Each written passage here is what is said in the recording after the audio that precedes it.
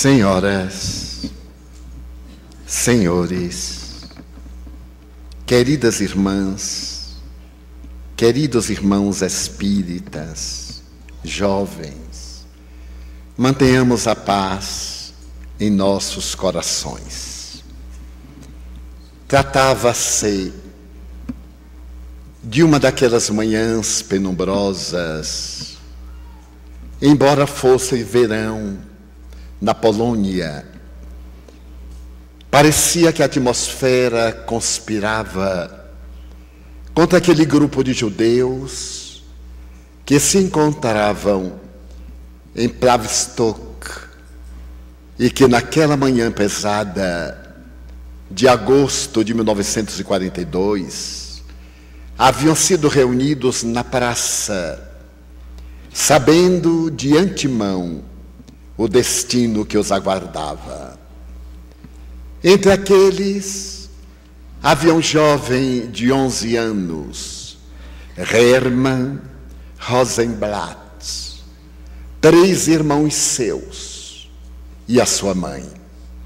Seu pai já houvera sido encaminhado a um campo de extermínio, e naquele momento em que todos estavam sendo jogados em vagões de gado para atravessar o país na direção de um terrível campo de concentração na Tchecoslováquia, o irmão mais velho de Hermann, Isidore, falou-lhe discretamente: se lhe perguntarem a idade, diga que você tem 16 anos.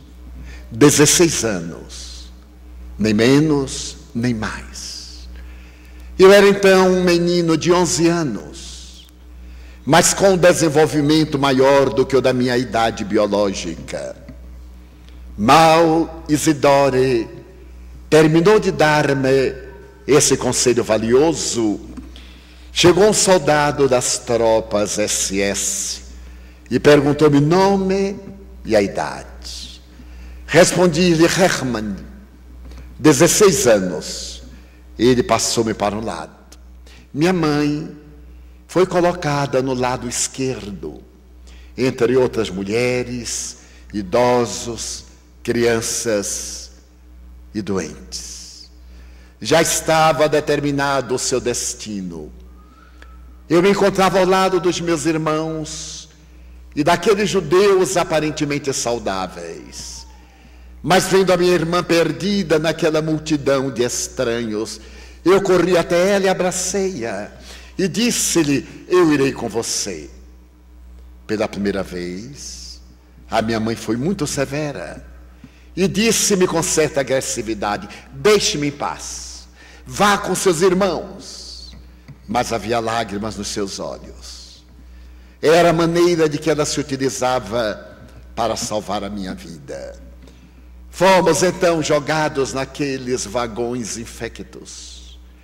Atravessamos a fronteira da nossa pátria e fomos atirados a um campo de concentração terrível. Era campo de extermínio.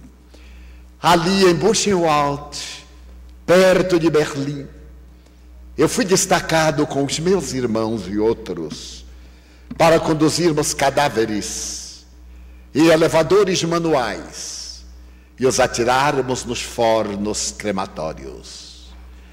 Era uma tarefa ignóbil, mas ou nós realizávamos, ou logo nos transformaríamos em cadáveres. Descrever a promiscuidade do campo de concentração, não existem palavras para tanto. O ódio, a falta de esperança e o desejo imenso de sobreviver. Então acompanhávamos diariamente a diminuição das pessoas. Quando chamadas na praça, naturalmente muitos nomes que agora eram números, porque os alemães se utilizavam de uma técnica: substituía o nome da pessoa por um número. Eu mesmo era o número 81.942. Disse ao meu irmão: agora eu não sou mais gente, Eu sou uma coisa numerada. Era a técnica psicológica para matar a identidade. Porque uma coisa pode se destruir. Uma pessoa torna-se importante e é um crime matar. Eles não matavam pessoas, eles matavam coisas numeradas. A angústia e a expectativa era cada vez maior, e eu aguardava o momento em que fosse chamado. A fome, as enfermidades. E foi numa tarde de verão, desses verões insuportáveis, que eu saí caminhando à volta do campo, ao lado da cerca de arame farpado eletrizada, quando eu vi do outro lado uma jovem menina, estranha, que olhava um pouco assustada. Então eu lhe perguntei em alemão: você tem algo para comer? Ela me olhou sem entender, e eu lhe perguntei em polonês: você tem algo para eu comer? Ela jogou-me uma maçã. Então eu comi a maçã. E naquele momento, ela disse: amanhã na mesma hora eu volto cá. E eu lhe disse: traga uma maçã. E assim nos dias que se seguiram, ela chegava correndo, jogava minha maçã por cima da cerca de arame farpado, e eu também corria ao campo de concentração. Mas eu sabia que nós íamos ser transferidos. E naquele dia eu lhe disse: não volte mais aqui. Nunca mais. Porque se você for surpreendida, você será levado ao holocausto. Assim foi a fase da minha vida. E certo dia, no dia 10 de maio de 1945, eu deveria ser levado à câmara de gás às 10 horas da manhã. Então eu havia tido um sonho, quando eu estava na Polônia, que minha mãe me aparecia e me dizia: Hermann, eu te vou mandar um anjo de amor. E eu fiquei sem compreender. Depois que aquela menina me deu as suas maçãs, eu entendi que ela era o anjo de amor que minha mãe me houvera prometido. Mas agora eu ia morrer. Às 6 horas da manhã, endormido, eu orava, repetindo o Salmo 114, o De Profundis. Ó Israel, ó Israel. E lembrava-me da minha família. Aqueles que vieram antes haviam sido todos assassinados cruelmente. Os meus irmãos estavam sendo poupados porque trabalhavam na via férrea, construindo a ferrovia, e eu também ao seu lado.